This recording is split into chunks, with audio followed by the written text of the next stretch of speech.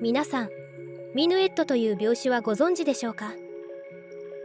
日本ではあまり馴染みがない長毛で短い足という特徴を持つぬいぐるみのような可愛らしい病種です。実はミヌエットと呼ばれるようになったのもまだ8年と新しい病種なのです。今回はそんなミヌエット誕生までの歴史を振り返っていきましょう。ミヌエットのブリーディングが始まったのは1995年、アメリカのある短足犬の愛好家でブリーダーのジョセフ・スミスがウォール・ストリート・ジャーナル誌に掲載されていた記事を読んだことに始まります。その記事の内容は、超速で生まれたマンチカンが捨てられ保護センターに集まっているという内容でした。その記事を読み、心を痛めたスミスは、短足猫が一般的になるよう新たな病種を産出することに決めました。まず最初にペルシャ系の猫とマンチカンを交配させて、その子猫をヒマラヤンやエキゾチックショートヘアなどペルシャ系の猫と交配するなど育種を試み、1996年ナポレオンという名の実験種として公認されました。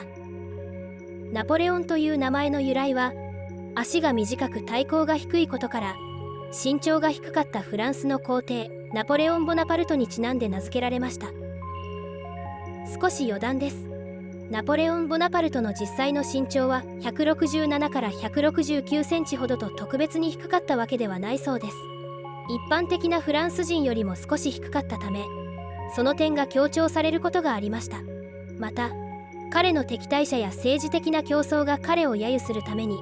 小さな男という表現を使ったことや、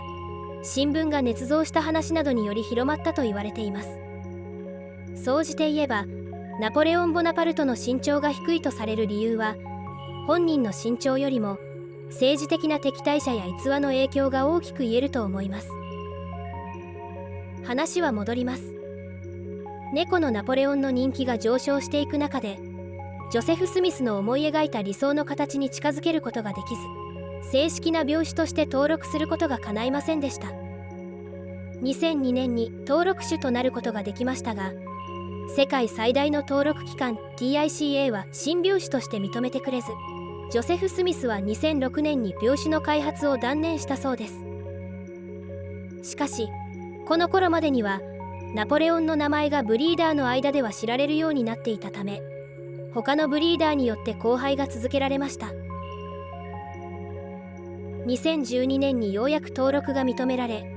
キャットショーへの参加もできるようになりましたが、ナポレオンの容姿は毛色や毛の長さなどが多岐にわたるため、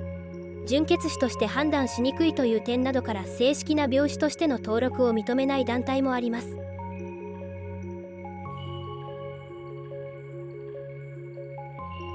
2015年には名称が変更され、ミヌエットとして TICA に公認されました。名称が変更された理由は、ナポレオンは誰もが知っているフランスの人物であるため、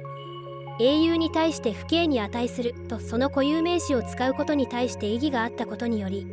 名称変更となったようです。ミヌエットは英語で優雅な舞踏という意味です。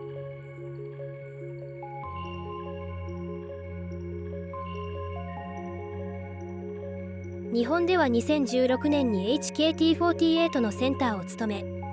AKB48 総選挙でも見事に連覇を成し遂げたサッシーこと指原莉乃さんがミヌエットを飼い始めたことで名が知れ渡ります。猫の名前は明かしておらず、ミヌエット五郎という愛称で呼ばれているそうです。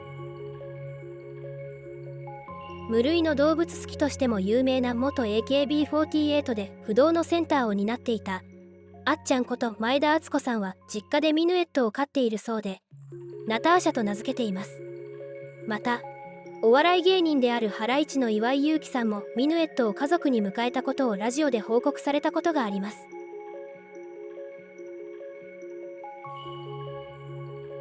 ミヌエットはマンチカン譲りの骨太で丈夫な短い足と、ペルシャ譲りの柔らかい紐と甘い表情を持っています。全体的に丸っこく、頭は丸くカーブし、目もまん丸で大きく、小さな耳も先端は丸みを帯びています。ペルシャは低いマズルが特徴ですが、ミヌエットはペルシャほど鼻は低くありません。毛もペルシャほどのボリュームはありませんが、豊富で密生しています。毛色は様々で、短毛種と長毛種がいます。体重の平均はオスで3から4キロ、メスで 2.5 から 3.5 キロと小さめのセミコビータイプです。短足が有名ですが、長足のミヌエットも珍しくはありません。値段は15から40万円ほど。寿命はまだまだデータが少ないですが、12から14年と少し短めなので、肥満や病気には特に気をつけてあげましょう。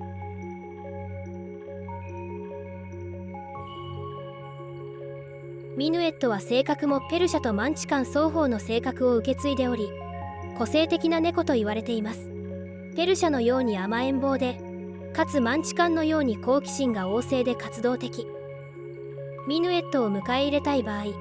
しっかりと運動のできる場所を確保してあげましょう。基本的に人が大好きで、とても愛情深いチャーミングな性格で、日本でも人気が出てきています。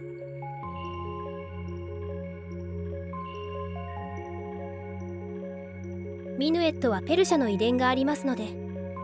ペルシャの遺伝で発症しやすい病気を発症してしまうことがあります。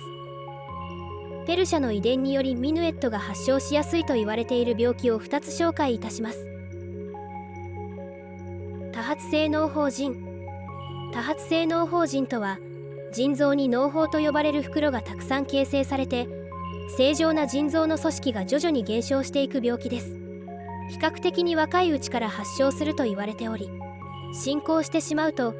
命を落としてしまう病気です。残念ながら完治は難しいですが、早期発見することで進行を遅らせることは可能です。肥大型心筋症。肥大型心筋症とは、心臓の壁が分厚くなり、全身にうまく血液が送り出せなくなる病気で、進行すると命を落としかねない病気です。早期発見のためにも定期的な検診を欠かさないようにしましょう。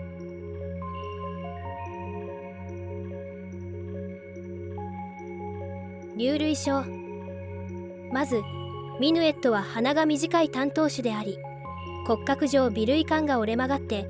涙液が流れにくく詰まってしまう先天的な粒類症を起こすことがあります。常にいつでも目の周りが濡れているような状態の場合は、一度病院で見てもらうようにしましょう。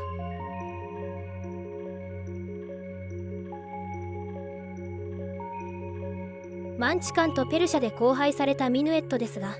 短足は優性遺伝と言われており、短足同士での交配は胸朝や背骨の湾曲など奇形が出やすいことなどの問題があり、一般的に禁止になっています。